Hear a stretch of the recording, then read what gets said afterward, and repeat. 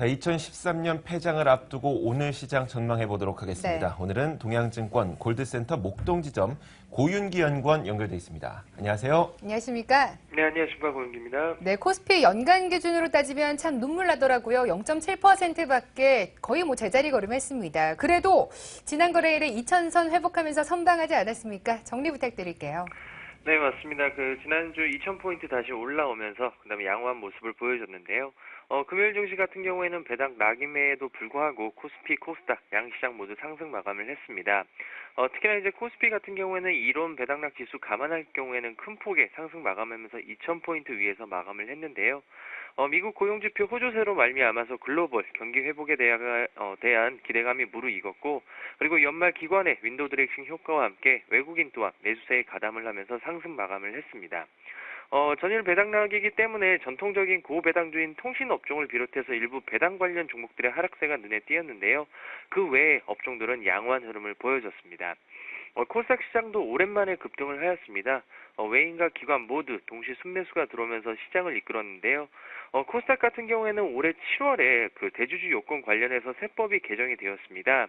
오히려 대주주 요건이 강화되는 그런 모습을 보였는데, 그렇기 때문에 배당 소득 과세로 그간 좋지 못한 흐름을 보였지만 다시 낙폭과대된 종목들 위주로 매수세가 몰리면서 큰 폭의 상승으로 마감을 했습니다.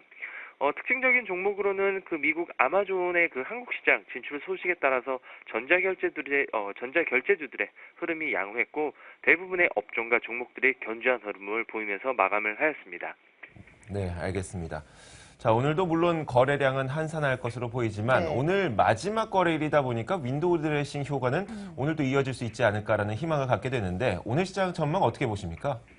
네, 금일 같은 경우에는 다사다난했던 2013년 증시의 마지막 날입니다. 그렇기 때문에 한산한 거래가 역시나 예상이 되는데요. 그렇기 때문에 적극적 매매보다는 올 한 해를 뒤돌아보는 하루가 되었으면 합니다. 내년 증시 같은 경우에는 선진국 중심의 경제 회복에 대한 기대감이 있기 때문에 상승세를 유지할 것으로 판단이 되고 있는 상황인데요. 특히나 1월달 같은 경우에는 연초 효과로 말미암아서 그간 상승률이 높았었는데, 그렇기 때문에 추가적인 랠리 또한 기대해 볼 수 있을 것 같습니다. 특히나 앞서 말씀드린 대로 배당 소득에 대한 어떤 과세 이슈가 잠잠해진 만큼 대형주보다는 중소형주 위주의 매매 전략이 유효할 것으로 판단이 되는데요. 그렇기 때문에 특정 업종보다는 개별 종목 위주로의 전략이 필요할 것으로 판단이 되고 있습니다. 그렇기 때문에 종목에 대한 슬림화 작업이 필요할 것으로 판단이 되고 있는 상황입니다. 전반적인 시황은 우상향 관점으로 접근을 하겠지만 부담 요인 또한 있습니다. 바로 환율 부분인데요. 지금 현재 양적 완화 축소를 공표한 상황에서 양적 완화 기조를 유지하고 있는 국가가 바로 일본입니다. 일본 같은 경우에는 우리나라와 산업 경합도가 높은 수준이고, 특히나 이제 자동차 산업은 매우 높습니다. 현재 일본의 인플레이션이 목표치에 도달하지 못한 상황이고, 소비세 인상으로 인해 경제지표 둔화 가능성에 따라 내년 4월에 추가적인 양적 완화를 실시한 가능성이 있기 때문에 엔화의 추가적인 약세 가능성도 배제할 수 없는 상황입니다.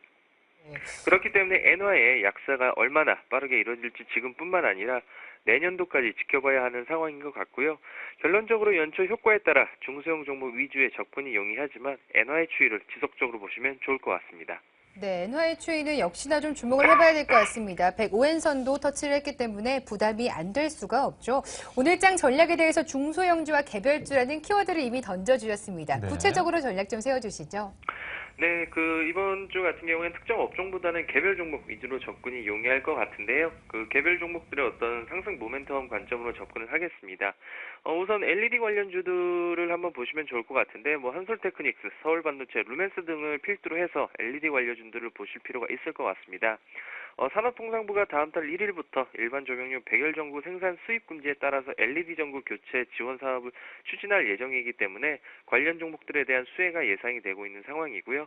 그리고 엔터주들 최근에 흐름이 굉장히 양호합니다. SM 같은 경우에는 소속 가수 엑소가 12년 만에 100만 장 앨범 판매가 이뤄졌고, 소속 가수들의 해외 진출이 본격화되고 있는 상황입니다. 그리고 레드로버라는 중소형 종목 같은 경우에는 넛잡이라는 영화를 이제 개봉할 예정인데요. 벌써 120개국 선판매가 이뤄졌고 1월 17일 날 북미 개봉을 앞두고 있기 때문에 추가적인 모멘텀으로 가능할 것으로 판단이 되고 있습니다. 그 외 네이버 어느 정도 지금 조정이 예상되고 있긴 하지만 라인에 같이 감안할 때 추가적인 상승 가능성은 충분할 것으로 판단이 되고 있고 4분기 모바일 광고 부분 실적만 한 번 더 확인하시면 좋을 것 같습니다.